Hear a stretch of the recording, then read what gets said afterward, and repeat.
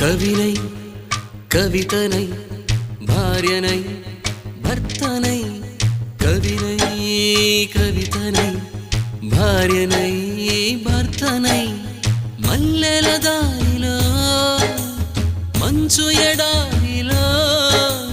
మల్లెల దారిలో మంచు ఎడారిలో పన్నీటి జయ గీతాల కన్నీటి జలపాతాల నాతో నేను అనుగమిస్తూ నాతో నేనే రమిస్తూ